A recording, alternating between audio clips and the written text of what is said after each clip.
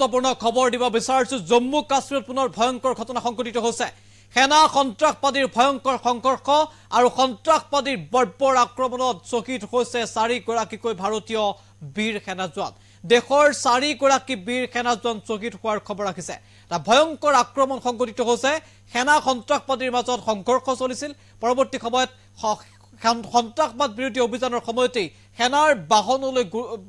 grenade নিক্ষেপ কৰে আৰু তাৰ পিছত 4 গৰাকীকৈ জোৱান শ্বহীদ হৈছে বিগ আপডেট এনিটক্সৰ দৰ্শকৰ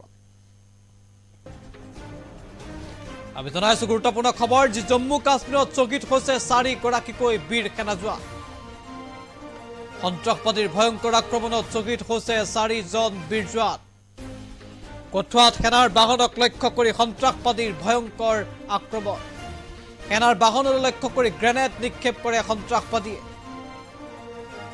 সন্ত্ৰাসবাদীৰ গ্ৰেনেড আক্ৰমণৰ পৰৱৰ্তী সময়ত প্ৰত্যুত্তৰ দিয়ে ভাৰতীয় সেনাই জনাইছো খুবেই গুৰুত্বপূৰ্ণ খবৰ কঠুৱাত সংঘটিত হৈছে ভয়ংকৰ ঘটনা ইতিমধ্যে সেনাই অভিযান চলাইছিল সন্ত্ৰাসবাদীৰ বিৰুদ্ধে অভিযান অব্যাহত থকাৰ সময়তেই